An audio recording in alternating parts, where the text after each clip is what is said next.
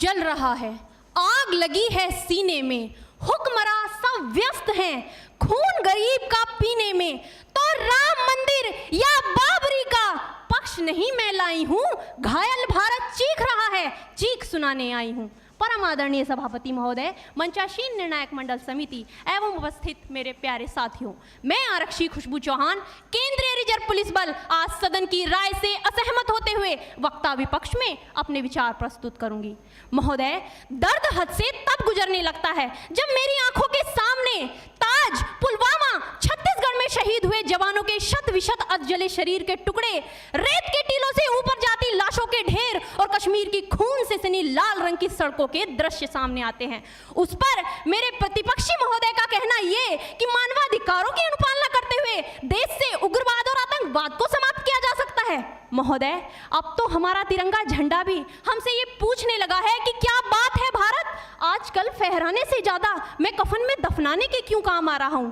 महोदय, हृदय तो उस दिन फट गया जब बूढ़ी मां अपने बेटे के चिथड़ों को देखकर बोली कि साहब, आप तो भर्ती में 1 इंच भी कम नहीं लेते, मैं आधा शरीर कैसे ले लूं।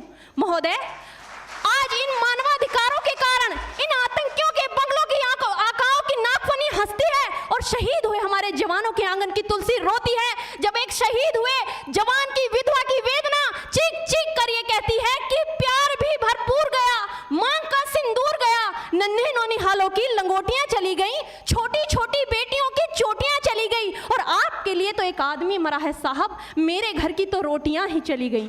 महोदय, किसी भी युद्ध को जीतने के लिए पहल करना सबसे ज्यादा आवश्यक है, क्योंकि इतिहास गवाह है कि पहल करके बड़े बड़े युद्धों के परिणाम बदल दिए गए हैं। परंतु आज मानवाधिकारों के कारण हमारे देश के जवान इस कदर बंधे हुए हैं कि अपनी ड्यूटी पर खड़े होकर भी वो आज पहल करने से डरते हैं, क्योंकि महोदय, भविष्य में उन्हें कटघरे में खड़े होने का डर सता रहा होता है।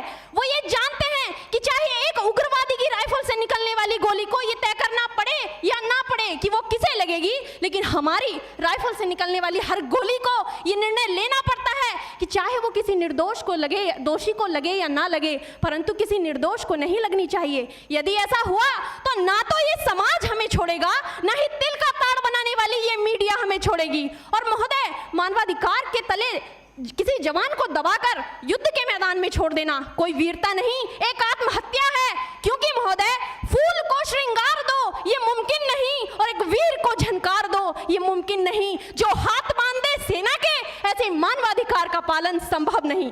महोदय, आज सत्यनिष्ठा के मार्ग पर चलते हुए भी हमारे देश का जवान इन आतंकवादियों, इन पत्थरबाजों से डरता है, क्योंकि वो जानता है कि उसकी राइफल से निकलने वाली गोली अगर टारगेट को हिट नहीं भी करेगी तो भी 400 मीटर तक जाएगी, और यदि इस बीच वो किसी निर्दोष को लग गई तो महोदय, हमें अपनी नौकरी से हाथ तक धोना पड़ सकता है।